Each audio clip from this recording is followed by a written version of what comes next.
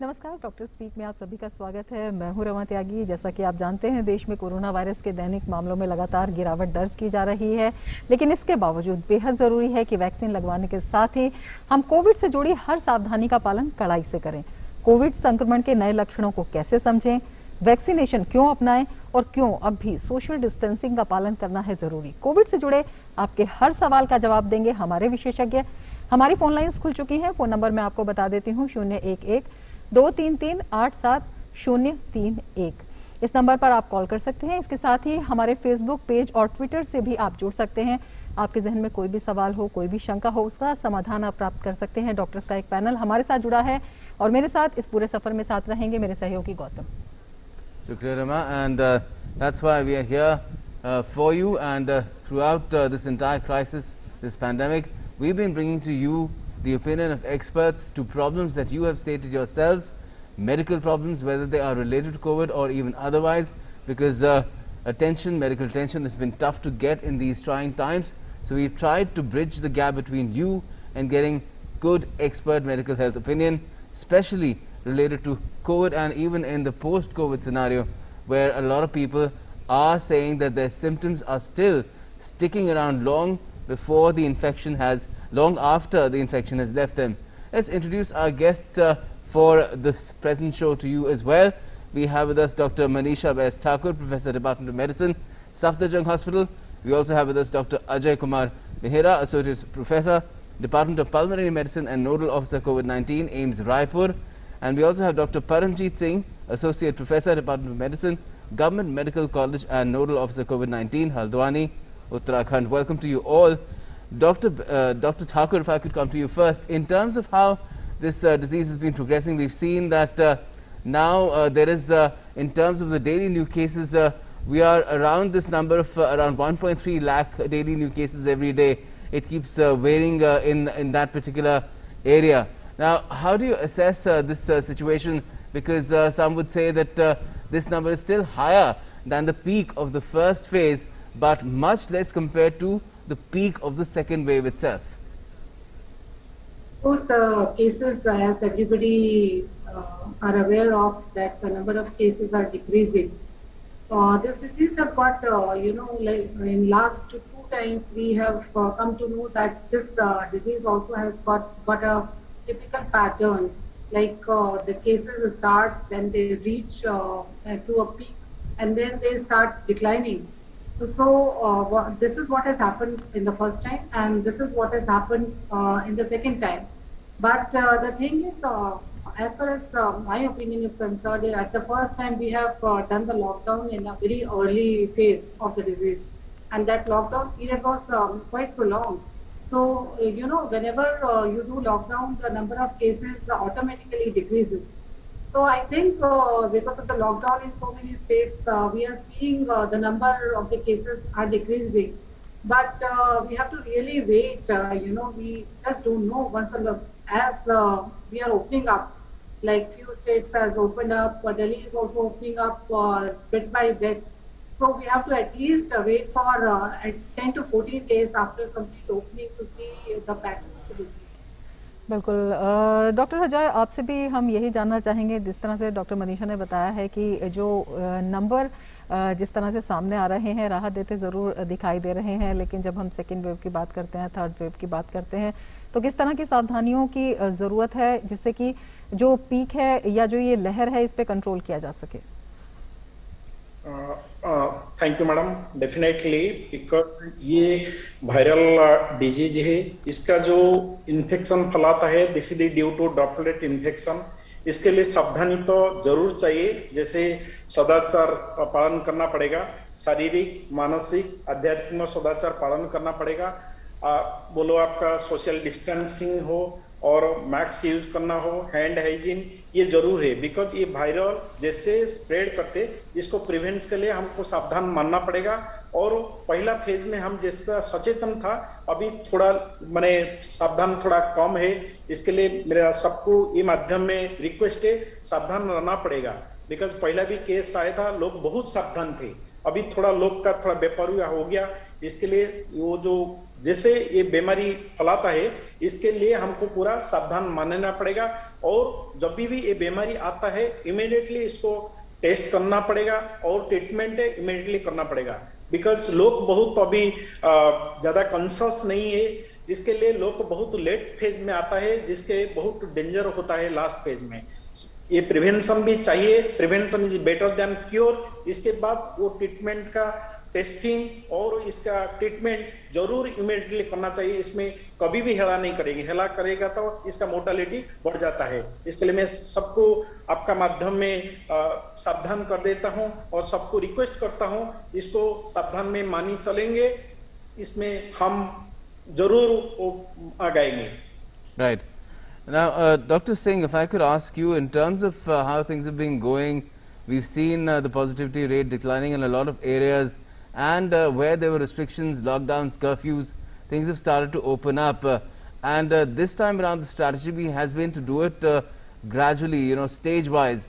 How wise do you think this particular strategy has been, considering that, you know, we will only know the full extent of how we have been able to, you know, control the disease when, you know, economies and cities and towns completely open up? Because the situation is changing, we are on a declining trend. We have to open the markets also. We have to see the economy also. And this time we are much more prepared. I will give an example of our hospital. We have around 600 beds, including ICU beds and oxygen supported beds. And a few days back, in 3 weeks only, the DRDO has created a fabricated hospital of 500 beds, including 125 ICU beds. We are well prepared for the next wave. We were not prepared for the second wave, but we are now well prepared. We have got infrastructure, we have got vacant beds available now, because in the May and April, there was peak, and more than 100 admissions were there, and the patients were very critical. The mortality was very much, and we were not able to cope up with the situation. Now we are well prepared. If the cases increase, even after opening the markets, we are able to handle it in a better way. बिल्कुल, और दर्शकों के सवाल हमारे पास आने शुरू हो गए हैं। हमारे साथ रमनीश मिश्रा जुड़ी हैं, जो पूछती हैं कि कल इनका टीकाकरण हुआ है, कल इन्होंने टीका लगवाया है और ये कह रही हैं कि इन्हें माइल्ड फीवर है, तो इनको क्या करना चाहिए। और इस तरह के बहुत से जो लक्षण आते हैं वो अक्सर दर्शक इसके बारे में सवाल करते हैं। डॉक्टर मनीषा, आपसे जानना चाहेंगे, इनके सवाल का जवाब तो जानना ही चाहेंगे, इसके अलावा लक्षणों पर और उनके जो बचावात्मक कदम है, किस तरह से घबराएं ना, क्योंकि लोग घबरा जाते हैं इसके बाद, तो घबराएं ना, और जो मिथक फैले हुए हैं उनसे सावधान रहें, तो किस तरह की सावधानी बरतने की जरूरत है? जब आप टीका लगाते हैं तो मुझे नहीं मालूम इन्होंने कौन सा लगाया, कोवैक्सीन लगाया या कोविशील्ड लगाया, लेकिन किसी प्रकार का टीका लगाने से, जैसे अब कोवैक्सीन आपने लगाया तो आप इनएक्टिवेटेड वायरस आपके शरीर में डाले जाते हैं, और जो कोविशील्ड है उसमें एक वेक्टर, इनएक्टिवेटेड वेक्टर के थ्रू आपके अंदर कुछ डाला जाता है एंटीजन। तो जब भी इस प्रकार की कोई चीज आपके शरीर में बाहर से आती है, तो ये आपके शरीर का एक नॉर्मल रिस्पॉन्स होता है, जो आपकी प्रतिरोधक क्षमता होती है शरीर की, उसके वजह से आपका शरीर जो भी फॉरेन मतलब बाहरी चीज है उसके अगेंस्ट लड़ाई करना शुरू कर देता है। और उस लड़ाई का जो इफेक्ट होता है वो ये होता है कि आपको थोड़ा बुखार आ सकता है। तो आपने देखा होगा कि जब हम छोटे बच्चों को भी टीका करने के लिए ले जाते हैं तो बहुत सारे टीके ऐसे होते हैं कि उनको भी बुखार आता है। तो वैक्सीन लगाने में बुखार आना बहुत ही कॉमन चीज है, और इसमें बिल्कुल किसी तरीके की घबराने की कोई जरूरत नहीं है। ये बुखार आपको कोई बहुत लंबा नहीं रहने वाला, किसी किसी को ये सिर्फ 24 घंटे के लिए आता है और किसी किसी को ये 48 घंटे तक भी रह सकता है। आपको सिर्फ पैरासीटामोल की गोली लेने की जरूरत है और ये बुखार उतर जाएगा। इसके अलावा टीका लगाने से बुखार के अलावा भी कुछ और आपको कुछ तरीके के सिम्टम्स आ सकते हैं। जैसे अगर आपने टीका लगाया है तो जिस हाथ में आपने टीका लगाया है उस जगह पे आपको थोड़ा पेन हो सकता है, दर्द हो सकता है, स्वेलिंग हो सकती है, हाथ को उठाने में दिक्कत हो सकती है, और कभी कभी थोड़ी से आपको हाथों में इस प्रकार लगेगा कि जैसे चींटियां चल रही हैं, उस तरीके का सेंसेशन आ सकता है। थोड़ा हेडेक हो सकता है, आपके सिर में दर्द रह सकता है, आपको सर्दी जुकाम की तरह भी परेशानी हो सकती है, जैसे आपको कॉमन कोल्ड होता है उस तरीके से आपको सर्दी जुकाम होने लगता है। माइल्ड माइल्जियस भी हो सकते हैं। माइल्ड माइल्जियस मतलब आपके शरीर में थोड़े दर्द और की शिकायत भी हो सकती है, लेकिन ये जो सब कुछ है, जो भी सिम्टम है, ये बहुत ही माइल्ड होते हैं, बहुत ही हल्के तौर पे होते हैं, और ये 24 से 48 घंटे में अपने आप ही ठीक हो जाते हैं। Okay. आपको सिर्फ सिम्टोमेटिक ट्रीटमेंट लेना है, जिसमें पैरासिटामोल एक अच्छी दवा है जो आप ले All right. Okay, we have a caller from Dehradun joining us. Hariom Tyagi is on the phone line. Go ahead, Hariom जी, आप अपना सवाल कीजिए। मैं हरिओम त्यागी बोल रहा हूँ देहरादून से। जी। एक्चुअली में मैं डायबिटिक हूँ, तो मैंने 23 तारीख को अपनी शुगर की इसकी वैक्सीन ली थी कोरोना की। तो उसके बाद मेरा जो शुगर था वैसे तो कंट्रोल में रहता है, लेकिन उसके बाद वो शुगर बढ़ने लगा है मेरा, जबकि मैं वही दवाई ले रहा हूँ, उसी तरीके से मेरा लाइफ स्टाइल है, मतलब बहुत ज्यादा चेंज नहीं हुआ है, लेकिन मेरी शुगर बढ़ रही है दोनों। Okay, Dr. Behera, would you like to respond to this question? Actually वो डायबिटिक्स से नॉन केस ऑफ डायबिटीज का ट्रीटमेंट तो जरूर करेंगे, बट वैक्सीन लेने के बाद ऐसा कोई नहीं डायबिटीज बढ़ जाएगा। डायबिटीज का मेन ट्रीटमेंट है diabetics and diet, third exercise, first exercise, diet, then medicine. But इसको जरूर डायबिटीज कंट्रोल करेंगे। अदरवाइज अभी वैक्सीन लेने के बाद कुछ भी लोग का ऐसा है, ऐसा ये वायरस वैक्सीन नहीं, सबका वैक्सीन के बाद कुछ माइल्ड सिम्टम आता है। इवन आप बच्चा लोग जैसे बीसीजी, पोलियो भी देता है, वैक्सीन के बाद सबको ऐसा थोड़ा इन्फेक्शन होता है। इसके लिए आपको सिम्टोमेटिक सपोर्टिव ट्रीटमेंट, जैसे बुखार होगा पैरासीटामोल लेंगे, और सर्दी ठंडा होगा लेवोसिट्रिजिन, एंटीहिस्टामिन, एंटी एलर्जिक लेंगे, इसको करेंगे। बट इसका जो केस है डायबिटीज थोड़ा मेरा इसको कहते थोड़ा और एक बार थोड़ा चेक करा देंगे, और डायबिटीज जो फिजिशियन देखा थे और एक बार थोड़ा चेक करा देंगे, बिकॉज ऐसा नहीं वैक्सीन लेने के बाद डायबिटीज बढ़ जाएगा। थोड़ा और एक बार चेक करा देंगे, डायबिटीज कंट्रोल करेंगे, प्लस इसका डाइट एक्सरसाइज कंटिन्यू करेगा, मेरा ख्याल से ठीक हो जाएगा। बिल्कुल, तो हरिओम जी को अपना जवाब मिल गया होगा। आनंद भार्गव जी हमारे साथ जुड़े हैं और इन्होंने भी वैक्सीनेशन के बाद इफेक्ट्स पे एक सवाल किया है। इन्होंने कहा है कि क्या रीजन है कि वैक्सीनेशन के बाद अलग अलग एज ग्रुप में अलग अलग इफेक्ट सामने आते हैं, 18 to 45, 45 to 60 और मोर देन 60 जिनको कोमॉर्बिडिटीज हैं। तो क्या क्या ये इफेक्ट्स हो सकते हैं, और ये इफेक्ट्स जो अलग अलग आते हैं इनकी क्या वजह है, ये जानना चाहते हैं। डॉक्टर सिंह, आप इस पर प्रकाश डालना चाहेंगे? सबका जो है अपना अपना इम्यून सिस्टम होता है, और अलग अलग एज ग्रुप में इम्यून जो रिएक्शंस होते हैं वो थोड़ा अलग अलग हो सकते हैं। अलग अलग इंडिविजुअल्स में भी, सेम एज ग्रुप के अलग अलग इंडिविजुअल्स में भी अलग अलग हो सकते हैं। तो क्योंकि ज्यादातर केसेस में ओनली माइल्ड सिम्टम्स ही आते हैं, किसी को लो ग्रेड फीवर हो गया, बॉडी एक हो गया, लोकल साइड पेन, पेनफुल या सोरनेस हो सकती है। और किसी किसी पेशेंट को ऐसा देखा गया है, क्योंकि जब हम एडमिटेड पेशेंट्स में हिस्ट्री लेते हैं, कुछ पेशेंट्स जो है फ्रैंक कोविड करके भी एडमिट हुए हैं वैक्सीनेशन के बाद। वो हो सकता है कि वैक्सीनेशन की वजह से ना हो, क्योंकि जब वैक्सीनेशन लगाने गए थे तब ऑलरेडी वो इंक्यूबेशन पीरियड में हो, या ड्यूरिंग वैक्सीनेशन भीड़ भाड़ में वो एक्सपोज हो गए हो, तो उसके बाद में हो सकता है कि उनको इन्फेक्शन उसकी वजह से हो गया हो। तो एग्जैक्टली नहीं कहा जा सकता कि किस वजह से हुआ, लेकिन कुछ पेशेंट्स में अगर वैक्सीनेशन लगने के बाद में अगर सिम्टम परसिस्ट कर रहे हैं, स्पेशली अगर रेस्पिरेटरी सिम्टम्स आ रहे हैं, पेशेंट को कफ है, कोई रेस्पिरेटरी प्रॉब्लम हो रही है, तो इस तरह के पेशेंट्स को हॉस्पिटल में दिखाना चाहिए, स्पेशली कोविड केयर सेंटर्स में, जहाँ पे स्क्रीनिंग ओपीडी है वहाँ पे दिखाना चाहिए। जो सिम्टम अगर 3-4 दिन के बाद भी परसिस्ट कर रहे हो, रेस्पिरेटरी सिम्टम्स है, तो जरूर दिखाना चाहिए। कई बार हो सकता है कि फ्रैंक कोविड करके भी पेशेंट प्रेजेंट कर सकते हैं ऐसे patients. Okay, we have more questions coming in on Facebook. Jay Kumar Padmanabh Pillai is asking what are the precautionary measures to be carried out by healthcare professionals who are treating COVID-19 patients in the ICU. Could you respond to that, Dr. Thakur? For the healthcare workers, I think that the guidelines are quite clear. The person who are going to the COVID ICU where the positive patients are there, you are supposed to wear the PPE kits, and you should also know, or you should be very familiar how to wear it and how to take it off. And for that, everybody has got that training. And without the PPE kit, the healthcare workers are not supposed to go inside the ICU where the COVID positive patients are. So the first and the foremost thing is you are supposed to cover yourself with the PPE kit. Then only you are going to enter. If you are wearing the PPE kit I think then you are totally protected and you don't have to do anything extra. बिल्कुल, तो तमाम सवाल हमारे दर्शकों के आ रहे हैं और इसी से जुड़ा एक सवाल हम पूछना चाहेंगे। जिस तरह से अलग अलग वैक्सीन हैं और जो दर्शक हैं वो ये पूछना चाह रहे हैं कि अलग अलग वैक्सीनेशन पर क्या अलग अलग इफ़ेक्ट्स आते हैं सामने, जो साइड इफ़ेक्ट्स होते हैं, और उनके आधार पर क्या ये जो वैक्सीनेशन प्रोग्राम है या जो वैक्सीन्स हैं इनमें कुछ डिफ्रेंशिएट करना चाहिए या ये इक्वल दोनों एक जैसे इफ़ेक्ट्स के साथ हैं? डॉक्टर सिंह। हाँ जी मैम। डॉक्टर सिंह, आप इसका जवाब देना चाहेंगे? हाँ जी, हाँ जी। अलग अलग तरह की वैक्सीन जो अवेलेबल है हमारे यहाँ, जैसे सबसे पहले कोविशील्ड है, उसके बाद कोवैक्सीन और अभी स्पुतनिक इंडिया में लॉन्च हुई है। तो वैक्सीनेशन का जो एफिकेसी है लगभग एक जैसी है।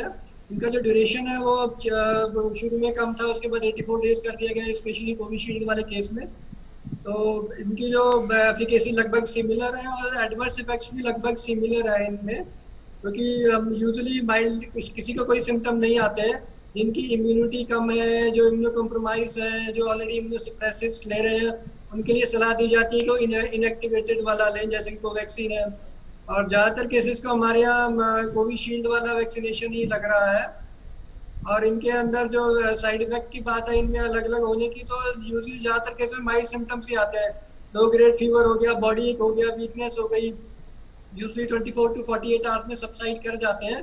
ओनली सिम्टोमेटिक ट्रीटमेंट लेके आपने सिंपल पैरासीटामोल ले लिया, या लोकल अगर पेन हो रहा है तो आपने लोकल आइस पैक से सिकाई कर दी, उससे सबसाइड कर जाता है। और अगर पेशेंट को फीवर है तो पैरासीटामोल उससे नहीं रिस्पॉन्ड करा तो आप simple NSAIDs like you can use naproxen also, naproxen tablet is there, you can use that also. If the patient is not having any renal compromise or other disease is not there, it can be safely taken with plenty of water. तो side effect भाई एक जैसे ही, बहुत ज्यादा कोई differentiate करने की जरूरत नहीं। जो भी अवेलेबल हो तो वो लिया जा सकता है, कोई ऐसा बहुत ज्यादा डिफरेंशिएट करने की जरूरत नहीं है। हालांकि कुछ लोग जो फॉरेन ट्रैवल करना चाहते हैं उनके लिए थोड़ा सा ये हो सकता है कि कोविशील्ड वाला कई कंट्रीज में इसका अप्रूवल दिया गया है, कोवैक्सीन का अप्रूवल अभी कम है। इसलिए लोगों में थोड़ी सी ये शंका है कि अगर उन्होंने कोवैक्सीन लगा लिया तो अमेरिका में जाने के लिए परमिशन नहीं मिलेगी या अप्रूवल नहीं है। ये थोड़ा से पेशेंट्स के दिमाग में चिंताएं हो सकती है, लेकिन अदरवाइज तो लगभग एक जैसे ही है।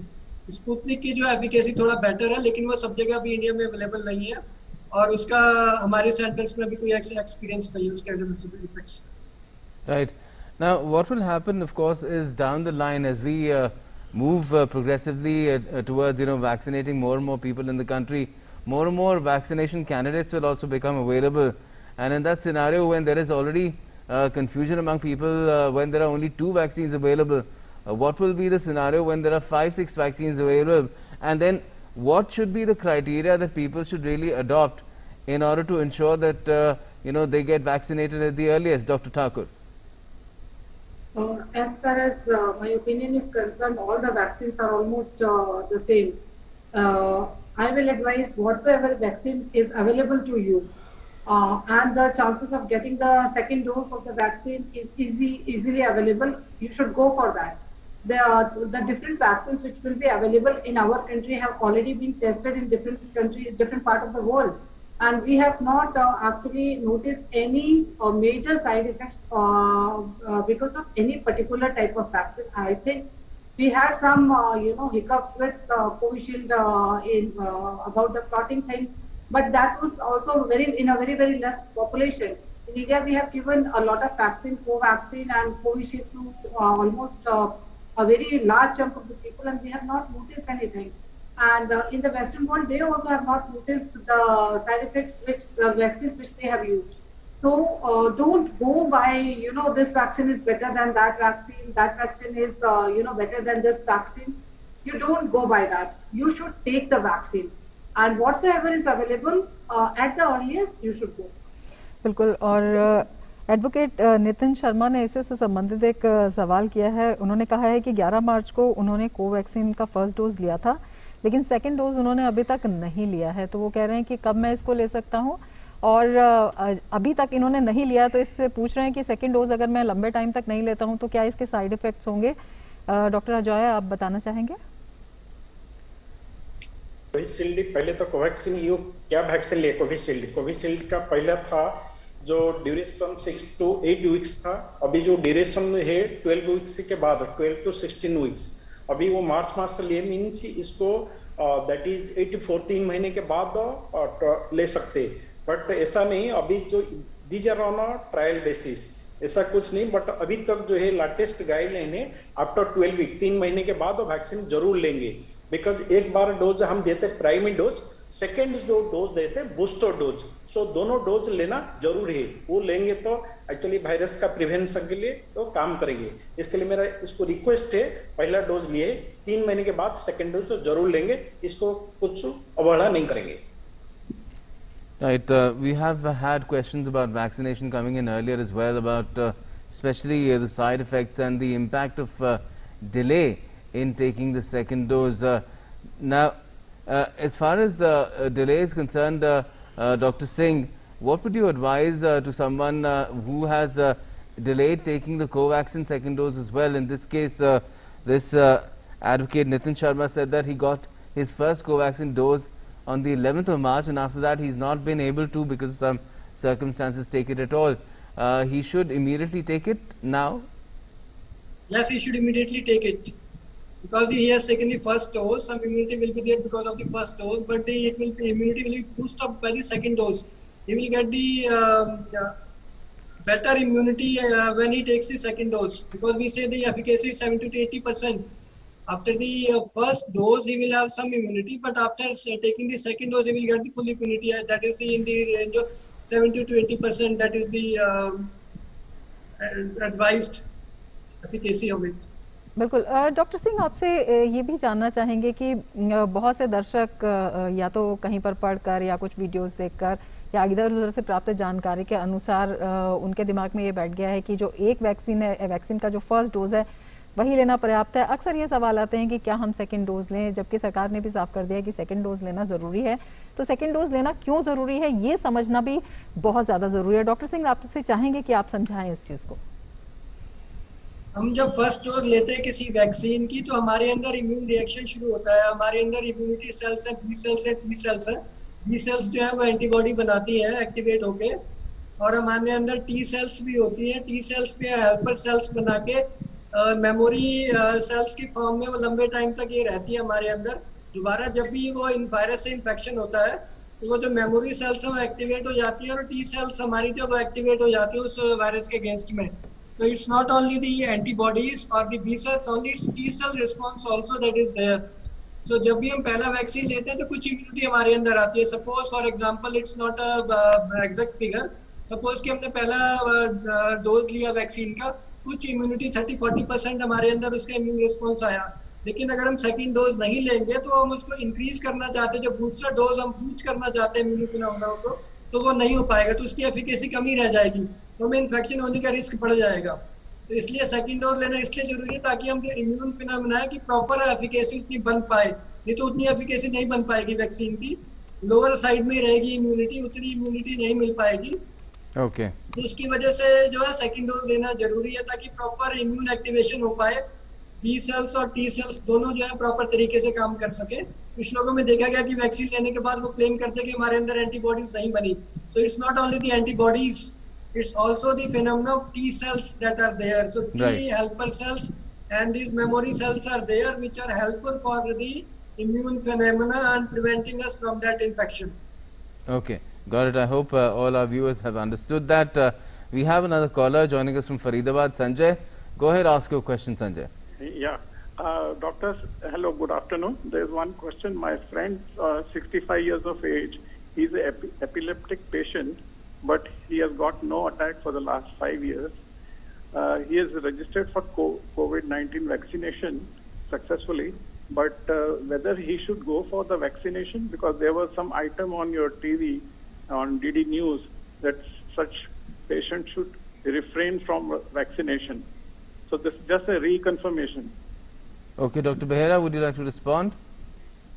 Because this is the immunocompromised status patient, immunocompromised, because first thing is old age, Second, there is a previous history of epilepsy and whether any other comorbid, because it is high risk groups. So first we will give people vaccination to high risk groups. So definitely we will give it, but before giving vaccination, he should consult any local physicians, any other comorbidity they are not.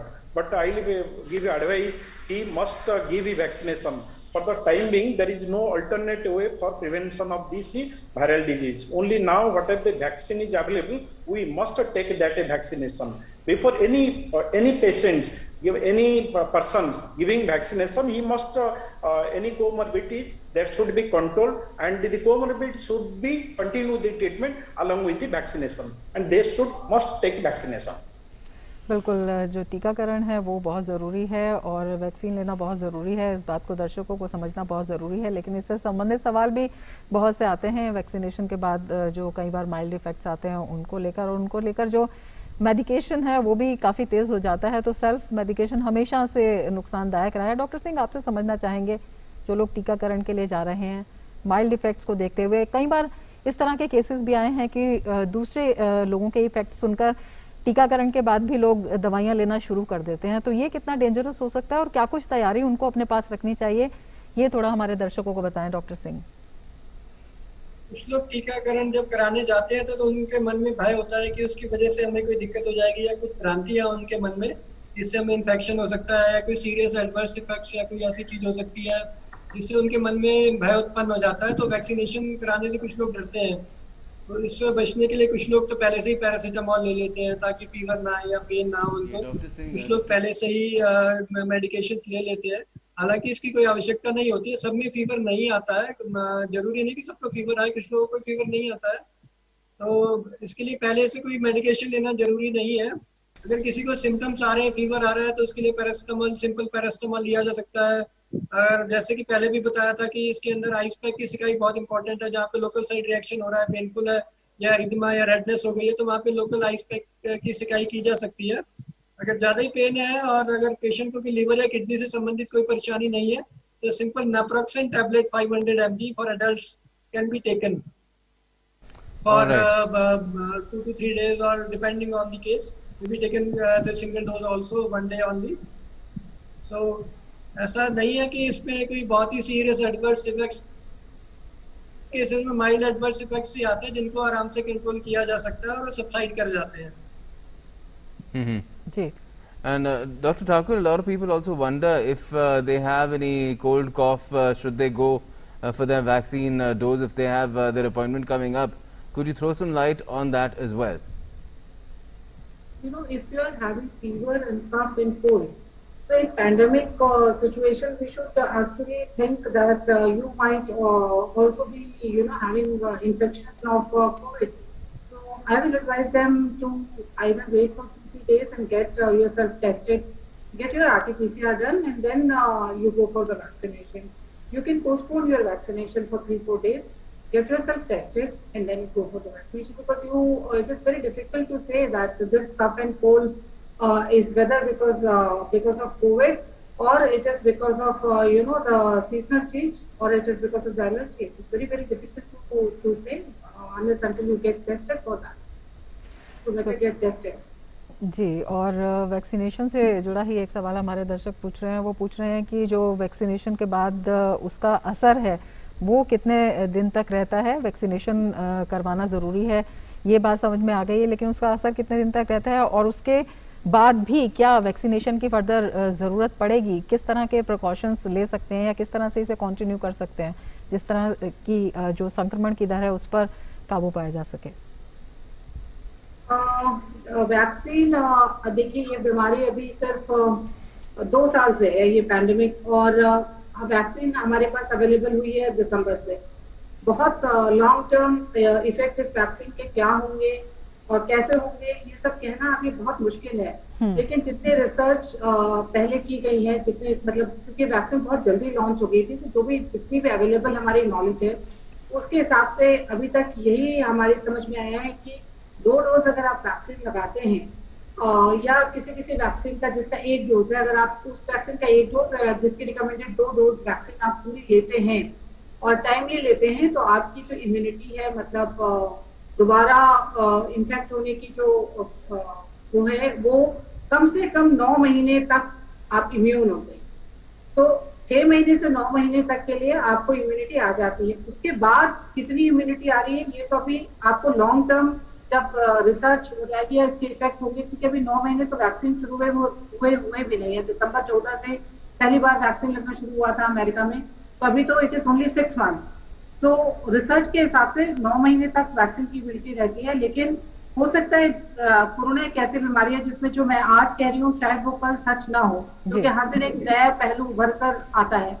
तो अभी तक की research के हिसाब से 9 महीने तक immunity है। लेकिन अगर आप देखें कि लॉन्ग टर्म इफेक्ट इसका शायद अगर कुछ बदला हुआ है तो वो अभी की तारीख में कहना मुश्किल है। जैसे हर साल वैक्सीन लगाना पड़ेगा, ऐसा जैसे हम इन्फ्लुएंजा के लिए लगाते हैं, अभी तक यही माना गया है कि अगर कोरोना है तो आपको हर साल उसकी एक दूसरी डोज लेनी पड़ेगी। It is not the life long vaccine, जैसे आप हेपेटाइटिस बी में ले लेते हैं या आप पोलियो की जैसे आपने ले ली, बीसीजी ले ली, उस टाइप की वैक्सीन ये नहीं है। आपको हर साल, क्योंकि ये वायरस का स्ट्रेन बदलता रहता है, तो आप और वैक्सीन जो है वो हर साल एक बार तो अवश्य लेनी।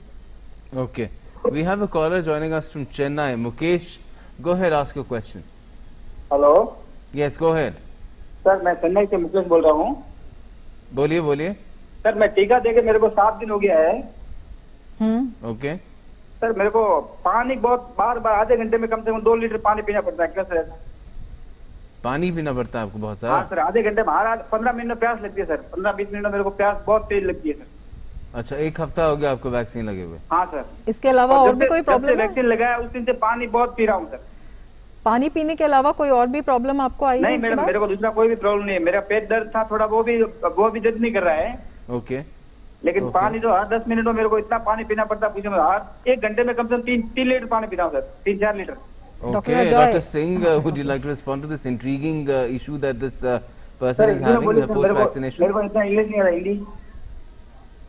आप जिस हिसाब से बता रहे कि वैक्सीनेशन के बाद में आपको एकदम से प्यास बढ़ गई है, तो सबसे पहले आप अपनी शुगर लेवल चेक कराएं। यूजली वैक्सीन से रिलेटेड नहीं है। किसी को अगर एकदम से प्यास ज्यादा लग रही है, यूरिनेशन ज्यादा हो रहा है, तो पॉलीडिप्सिया, पॉलीपेजिया, ये क्लासिकल फीचर्स हैं डायबिटीज के। सबसे पहले तो आप अपनी जो है शुगर लेवल चेक कराएं। हालांकि वैक्सीनेशन से इसका कोई डायरेक्ट लिंक नहीं है कि वैक्सीनेशन के बाद एकदम से कोई शुगर बढ़ जाएगी।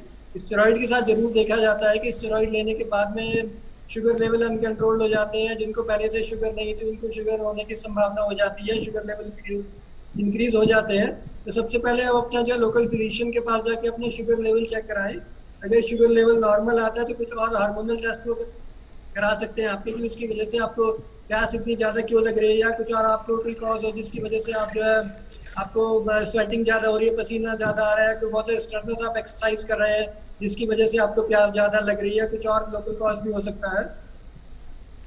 डॉक्टर सिंह, ये भी जानना चाहेंगे कि कई लोगों ने ये भी शिकायत की है या इस तरह का सिम्टम सामने आया है कि आफ्टर कोविड, पोस्ट कोविड उनको भूख ज़्यादा लगनी शुरू हो गई है, वो पहले से ज़्यादा खा रहे हैं। ये अच्छी बात है कि संतुलित भोजन खाना चाहिए, लेकिन चिंताएं भी इससे बढ़ जाती है। क्या इसका भी शुगर से कोई रिलेशन है, या इसमें भी शुगर टेस्ट कराना चाहिए? या पोस्ट कोविड कौन कौन से ऐसे टेस्ट हैं जो बहुत ज़रूरी हो जाते हैं? पोस्ट कोविड वाले पेशेंट पे, क्योंकि कोविड के जो मॉडरेट और सीवियर पेशेंट्स जो हॉस्पिटल में हमारे पास एडमिट होते हैं,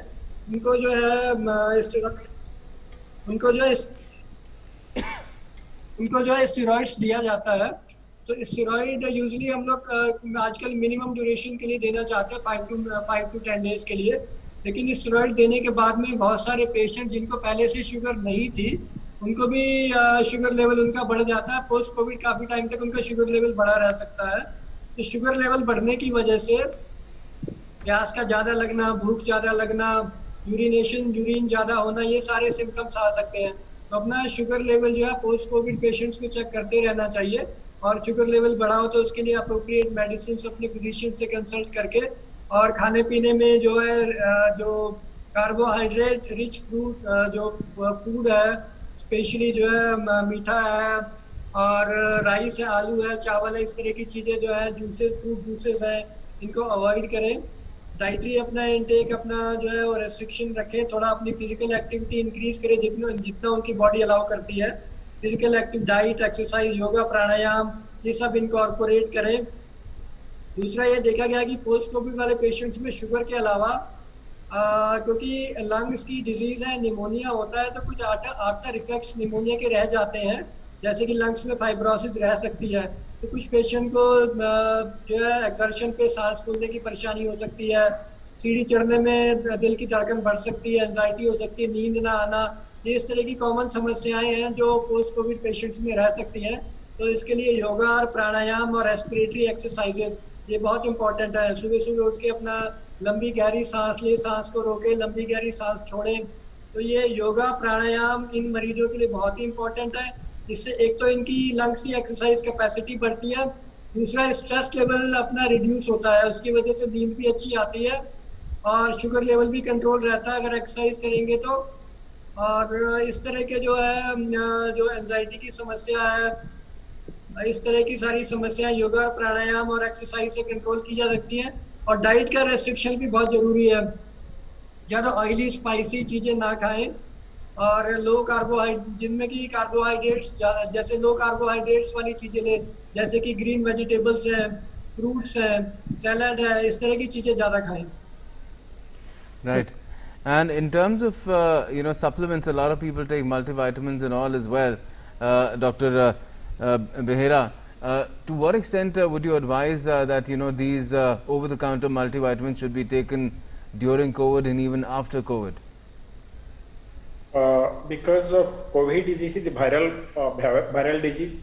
Viral का usually viral disease के सब पे ये COVID नहीं, और वायरल डिजीज के बाद थोड़ा वीकनेस लोग का आ जाता है। क्यों? एपेटाइट कम हो जाता है, खाना कम करते हैं और इसके लिए जनरलाइज वीकनेस होता है। इसके लिए पहले आपको तो बैलेंस डाइट, जैसे बोला ना, बैलेंस डाइट, खाना पीना ठीक होना चाहिए जरूर, और एक सप्लीमेंटेशन मल्टीविटामिन लेंगे, एटलीस्ट 15 दिन से 1 महीने तक मल्टीविटामिन ले सकते, ये जरूर सप्लीमेंटेशन है। बट आपका जितना मल्टीविटामिन लो, जो भी करो, खाना पीना ठीक से रखना पड़ेगा, बिकॉज ये जो पोस्ट कोविड का सब वो सिकुल है, यूजुअली जनरल वीकनेस होता है और श्वास में थोड़ा दिक्कत ही होता है, जैसे लंग फाइब्रोसिस, सिकुली। इसके लिए आपका जो मैं बोला एक्सरसाइज, जो ध्यान, मॉर्निंग वॉकिंग और खाना पीना, मल्टीविटामिन, ये जरूर लेना जरूरत है, बिकॉज सप्लीमेंटेशन चाहिए। बिकॉज जब हम बीमारी थे, हमारा खाना पीना थोड़ा कम था, एपेटाइट कम था, इसके लिए सप्लीमेंटेशन के लिए हमको थोड़ा मल्टीविटामिन और थोड़ा बैलेंस डाइट लेना जरूरी है। मल्टीविटामिन्स की जब बात आती है तो ड्यूरिंग कोविड बहुत सारे विटामिन्स दिए जाते हैं, जिंकोविट दिया जाता है और भी बहुत सारे जो हैं विटामिन डी जो है वो भी दिया जाता है, लेकिन पोस्ट कोविड इसको कितना कंटिन्यू करना चाहिए, क्योंकि पोस्ट कोविड सिचुएशन थोड़ी सी डिफरेंट हो जाती है। इसके बाद कई पेशेंट्स को ये सलाह भी दी जाती है कि वो जिंकोविट बंद कर दें या कोई और विटामिन बंद कर दें, लेकिन घबराकर लोग लेने शुरू कर देते हैं और कई अदर तरह की प्रॉब्लम उनको हो जाती है। तो इसके लिए क्या कुछ आप सलाह देना चाहेंगे डॉक्टर मनीषा? मल्टीविटामिन खाना जो है ये भारत में बहुत ही कॉमन चीज है। मतलब अगर आपको कोई भी बीमारी होती है, लोग अपने आप ही, मैंने बहुत सारे मरीज देखे तो बरसों विटामिन बी कॉम्प्लेक्स खाते हैं और धीरे धीरे मतलब अगर आप ये बंद कर दीजिए तो उनको साइकोलॉजिकली बहुत सारे सिम्टम्स अपेयर होने लगते हैं। जो डिपेंडेंस जो है वो आपकी मेंटल डिपेंडेंस है। तो पहले तो आप अपने मन से ये थॉट प्रोसेस आपको चेंज करनी होगी कि आप डॉक्टर के प्रिस्क्रिप्शन के बिना अपने आप कोई सा भी विटामिन ले सकते हैं। मैं आपको यहाँ पर एक बात बहुत ही क्लियरली बताना चाहती हूँ कि अगर हमारा जो बॉडी का सिस्टम ऐसा बना हुआ है कि अगर हमारे शरीर को विटामिन B12 की जरूरत नहीं है या किसी भी और विटामिन की जरूरत नहीं है, आयरन की जरूरत नहीं है, हमारे पास वो पर्याप्त मात्रा में हमारे शरीर में अगर उपलब्ध है और आप उसकी पिल ले रहे हैं, खा रहे हैं, तो वो आपके इंटेस्टाइन से एब्जॉर्ब नहीं होता है, वो आपके फीसेस के थ्रू एक्सक्रीट हो जाता है। तो आप अपने मतलब आपके हिसाब से आपने विटामिन खाया, आपने उसके लिए पैसे भी खर्च किए, आपने विटामिन भी खाया, लेकिन इफेक्टिवली वो आपके सर्कुलेशन में पहुंचे नहीं है क्योंकि आपके शरीर को उसकी जरूरत ही नहीं है। तो इसलिए आप इस प्रकार की कोई भी चीज है, पोस्ट कोविड में आपको कोई इस तरीके के विटामिन की कोई प्रिस्क्रिप्शन की जरूरत नहीं होती है। आप एक हेल्दी बैलेंस डाइट लें जिसमें फैट, प्रोटीन एंड कार्बोहाइड्रेट, उसके साथ फ्रूट्स, मतलब जो भी एक फ्रेश वेजिटेबल, फ्रेश फूड जो है वो अगर आप उसका सेवन करें और अगर आपको डॉक्टर ने किसी और चीज के लिए विटामिन नहीं प्रिस्क्राइब किया है तो कृपया अपने आप से कोई विटामिन आप न खाएं। सेल्फ प्रिस्क्रिप्शन बहुत ही यूजलेस है, आपको शायद पता नहीं चलता है, आपको मॉनिटरली लॉस भी होता है, आपके पैसे भी आप जाया करते हैं इस तरीके की चीजें खाकर। तो बिना, अगर आपको डॉक्टर ने प्रिस्क्राइब की है, अगर आपके फिजिशियन को ये समझ में आता है कि आपको ये देना चाहिए और उन्होंने कुछ समय के लिए लिखी है, तो आप उसको कृपया करके आगे प्रोलॉन्ग ना, चाहे आप कोविड के टाइम हो, मतलब प्री कोविड हो या post. Right. Now, a lot of people also have not been, they've been putting off their regular tests, the annual tests that they have been doing for every year, just to keep track of their general health. Dr. Behera, what would you advise to them in this phase when the pandemic, the second wave, seems to be waning? Because this is the pandemic situations and this is the pandemic in viral disease is spreading now.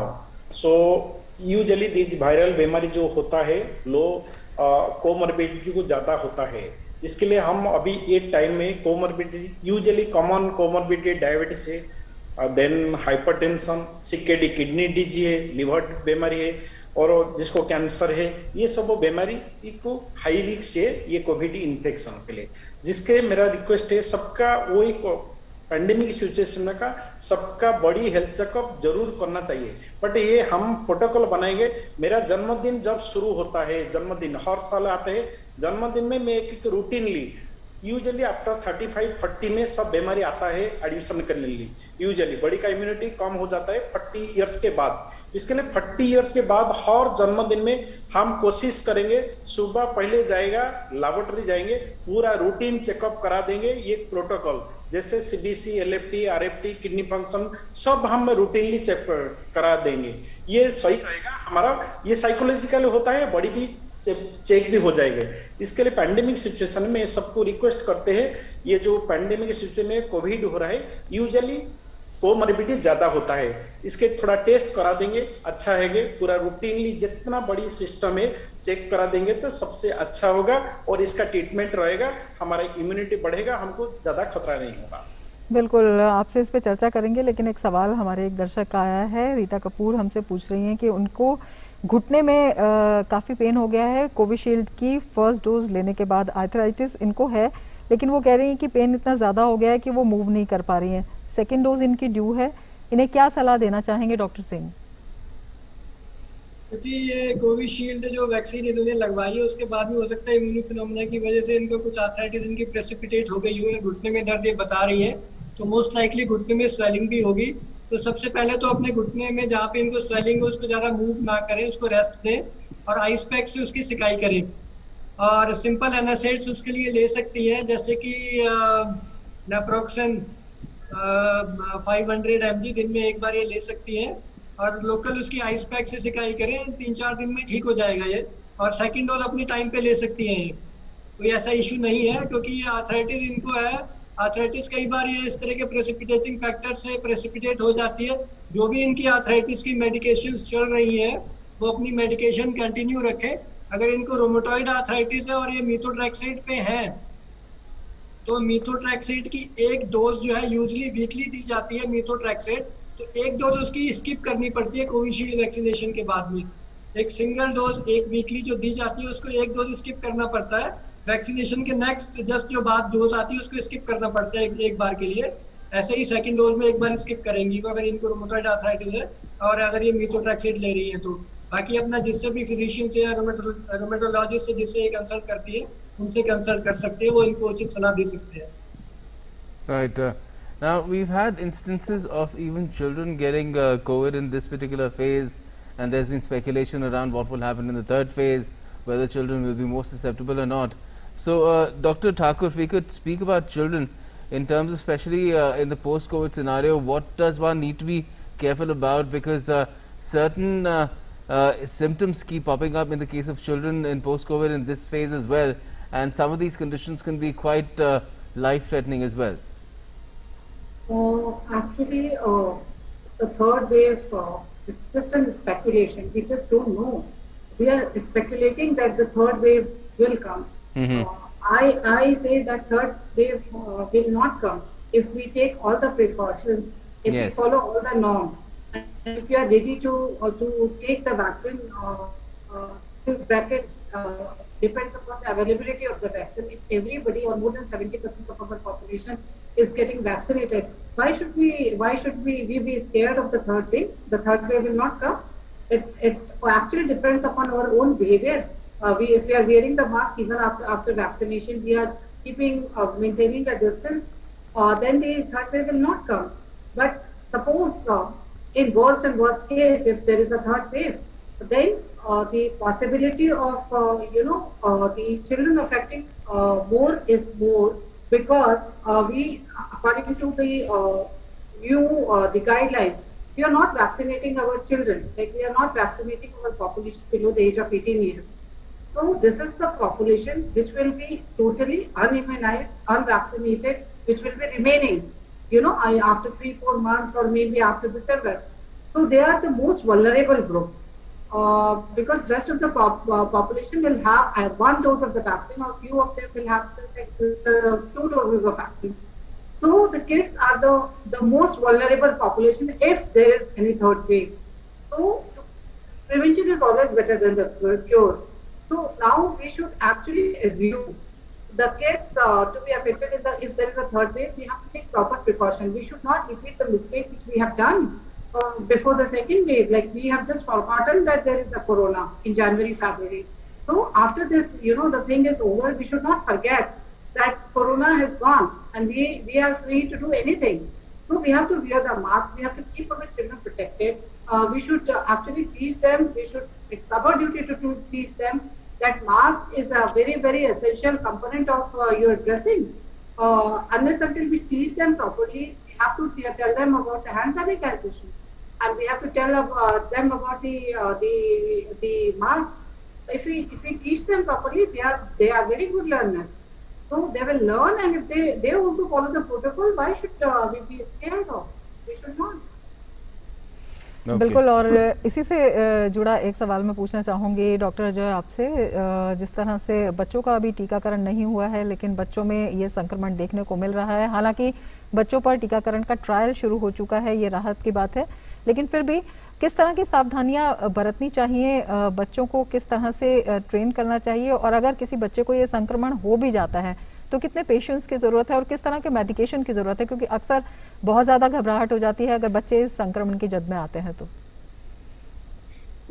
ठीक है madam, ये जो बीमारी है, Covid बीमारी है, corona virus का, ये बीमारी का यूजुअली आप स्टडी पूरा आज तक देखेंगे 85% शहर में 85% असिम्प्टोमेटिक माइल्ड सिम्टम है और 10 से 15% patient moderate to severe form आता है। आज तक जितना है ओल्ड एज जो भी मैडम जो बोले है, इसमें हाई रिस्क ग्रुप है चिल्ड्रन में, बट हमको ये जो बीमारी होता है माने prevention is better than cure. इसके लिए बच्चा लोग को हमको थोड़ा सावधान लेना पड़ेगा।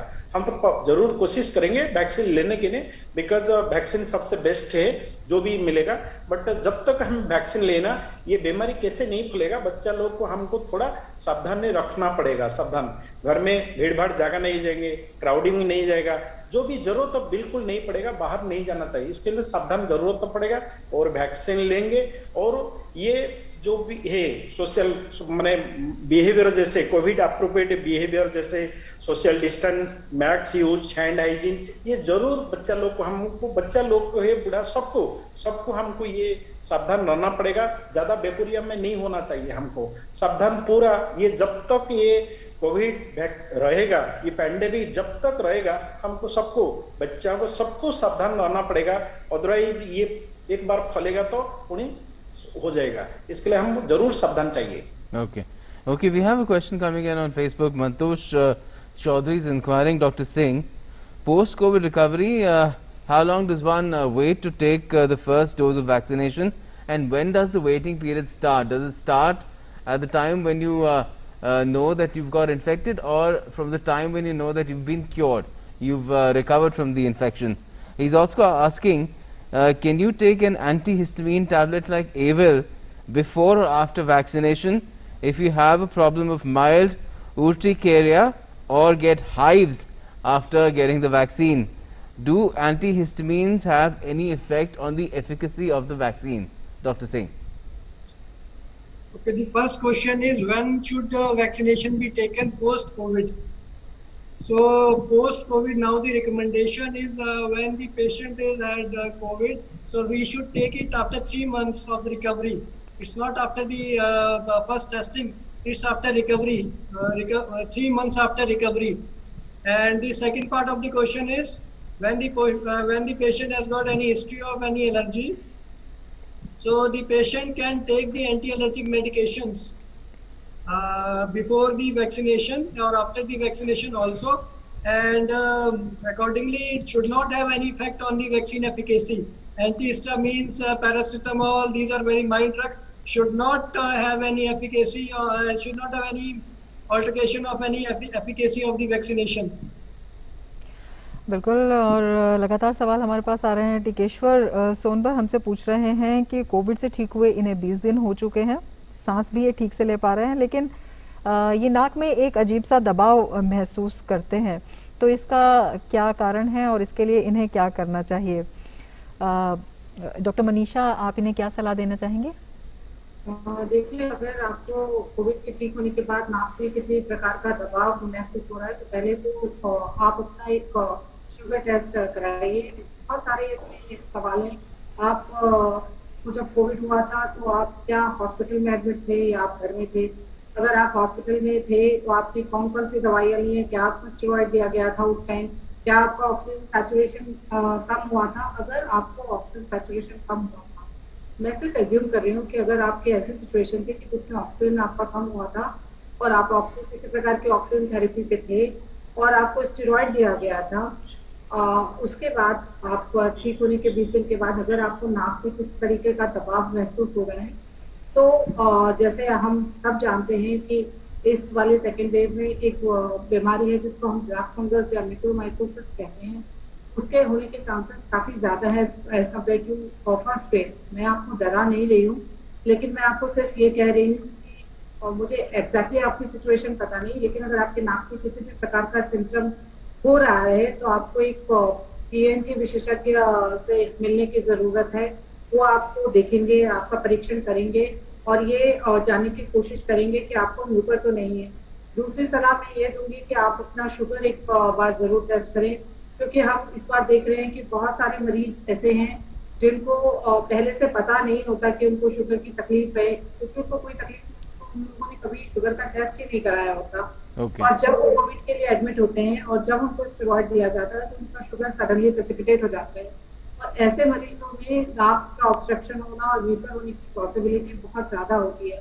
तो आप कृपया करके घर में इस तरीके की सलाह लेने की बजाय आप एक डॉक्टर से फिजिकल तौर पे मिले, वो आपके नाक को और आपके आंख को देखेंगे, आपको परीक्षण करेंगे आपका, और उसके बाद वो जब श्योर हो जाएंगे कि आपको किसी प्रकार के ब्लैक फंगस होने की संभावना नहीं है तो आप आराम से बैठ सकते हैं, बट अदरवाइज अभी आपको एक बार अस्पताल जांच की जरूरत है। Okay.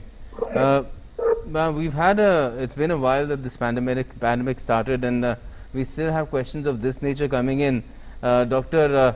Behera, Priya Kumari wants to know कि जब बाहर जाते हैं तो क्या हेयर को भी कवर करना चाहिए? Can the virus, come in because of hair being exposed, other reasons also? I can add clothes to it and other shoes as well. People still want to know if there is a risk of the virus coming in because of exposed parts of the body or even clothes. जब भी तक hair colour करने के जाएंगे, because वो जो salon में जाते हैं जो भी यूजुअली वो थोड़ा सेफ जगह नहीं मेरा सजा है, because that's the crowded place also, because जो वायरल का बीमारी है is your droplet infection, this place is may not be safe. So आप कोशिश करेंगे घर में थोड़ा ले सकते तो अच्छा है, बट ऐसा हेयर का आप जो पहले जो डाई कलर लिए थे इसको लेंगे तो ठीक है, कभी नया चीज नहीं ले, बिकॉज ये कुछ लोग को एलर्जी होता है, इसके लिए आप पहले जो डाई यूज करे थे इसको यूज करेंगे और बाहर जाएं थोड़ा हेयर कोशिश करेंगे घर में ले जाएंगे तो सही रहेगा। बट पैंडेमिक की सिचुएशन में हम जितना थोड़ा अवॉइड करेंगे, सैलून में जाएंगे, क्राउडेड प्लेस में जितना कम जाएंगे इतना अच्छा है, because this time is not very safe. So जितना सावधान रह पाएगा इतना अच्छा है। बिल्कुल सावधानी बरतना बेहद ज़रूरी है। और अंत में एक छोटा सा सवाल मैं आपसे पूछना चाहूंगी डॉक्टर मनीषा, बहुत से लोग ऐसे हैं जो कोविड से ठीक हो चुके हैं लेकिन उनको एंजाइटी अटैक्स आते हैं, तो क्या इसकी वजह और किस तरह से वो इनसे निजात पा सकते हैं, क्या कुछ उन्हें करना चाहिए? कोविड का जब से ये पैंडेमिक शुरू हुआ है पिछले साल से लेकर अभी तक, अगर हम ऐसे एक सर्वे करें तो हमें ये पता लगेगा कि लोगों में डर बहुत ज्यादा है। लोग जिनको कोविड हुआ है या जिनको कोविड नहीं भी हुआ है, वो सब लोग इतने ज्यादा भयभीत हैं और ये स्वाभाविक है। जो ये सेकेंड वेव हुई है उसमें हमने बहुत सारे अपनों को खोया। मतलब हमने देखा कि एक व्यक्ति के इन्फेक्शन होने से पूरे घर में इन्फेक्शन हो गया। बहुत सारे बच्चों ने अपने यंग माँ बाप खो दिए और अनाथ हो गए, या बहुत सारे लोगों ने अपने बहुत सारे प्रियजनों को खो दिया। तो डर होना स्वाभाविक है।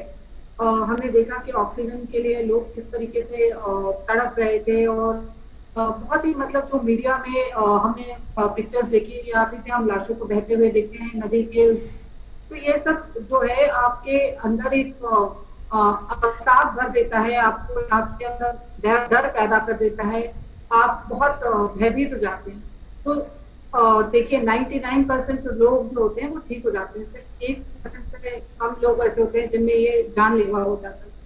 तो एंजाइटी होना बहुत स्वाभाविक है और आइसोलेशन हो गया है, लोगों की सोशल लाइफ खत्म हो गई है, आप किसी से मिलते जुलते नहीं, आप बोलते मतलब आप जो दूर हंस बोल लेते थे, कुछ पार्टीज वगैरह कर लेते थे, सब कुछ बंद हो गया। रिक्रिएशन एक बंद हो चुकी है और ह्यूमन जो है एक सोशल एनिमल है, मतलब हम मानव जो है हम ऐसे अकेले रहने के हमारा ऐसी प्रवृत्ति है ही नहीं। तो जब हमको एंजाइटी इतनी ज्यादा हो गई है तो हमको बहुत सारे ना थॉट प्रोसेस अपने चेंज करने की जरूरत है। आप मेडिटेशन करें, आपको जो एक्टिविटी अच्छी लगती है, जैसे कुछ लोगों को मैंने देखा उन्होंने अपनी हॉबी जो है वो पुनर्जीवित करी। पहले इतने अपने कामों में मशरूफ रहते थे कि उनको अपनी हॉबी पूरा करने का, जैसे डॉक्टर्स ही मैं बहुत सारे जानती हूँ जिन लोगों ने दोबारा पेंट करना शुरू कर दिया, कुछ लोगों ने डांस करना शुरू कर दिया अपने आप को। मतलब हम लोगों में भी डिप्रेशन होता है पेशेंट्स को देख के। तो people are doing a lot of things. जो आपको अच्छा लगता है, जो आपको काम करना अच्छा लगता है वो आप करिए। आपको म्यूजिक देखना अच्छा लगता है, आप म्यूजिक देखिए। आपको किसी प्रकार का सीरियल देखना है, फिल्म देखनी है, आप जो भी क्रिएशनल, आपकी भजन गाना है, आपको किताबें पढ़ना अच्छा लगता है, गार्डनिंग करना अच्छा लगता है, खाना बनाना अच्छा लगता है, तो आप अपने आप को थोड़ा उन चीजों पर अपने को भी केंद्रित करना जरूरी है। और आप थोड़े योगा की एक्सरसाइज करें, अपने आप को फिट रखने की कोशिश करें। अगर आप कोविड से ठीक हो गए, आपको एक नया जीवन मिला है, आप इसको एक नई पद्धति से जीने की कोशिश करें। मानसिक अवसाद में अगर आप रहेंगी तो ये आपके लिए बहुत मुश्किल है। Definitely. It is very, very important that one keeps busy and one occupies oneself gainfully as well, especially if there's work be involved in that, or if not then there are so many other things. Old hobbies, forgotten hobbies can be picked up as well, and that will lead to tackling of anxiety if you're feeling anxious. That brings us to a close of this edition of Dr. Speak. We're completely out of time. Thank you so much for joining us, to all our three experts today. And Rama, clearly this is an issue that will need attention in the coming days as well, and we'll keep bringing it to our viewers too. बिल्कुल, अपने दर्शकों को हम यही कहना चाहेंगे, डॉक्टरों का शुक्रिया अदा करने के साथ साथ कि ज़िंदगी बहुत खूबसूरत है और इसी खूबसूरती के साथ आपको हर पल को जीना है, ये आत्मविश्वास बनाए रखना है, धैर्य से काम लेना है, गाइडलाइंस आप फॉलो करते रहें और आप ज़रूर इससे बचे रहेंगे। अपने आप को, अपने परिवार को इससे बचाते रहें और डीडी न्यूज़ लगातार देखते रहें। इसी के साथ लेना होगा आपसे इजाज़त। नमस्कार। नमस्कार।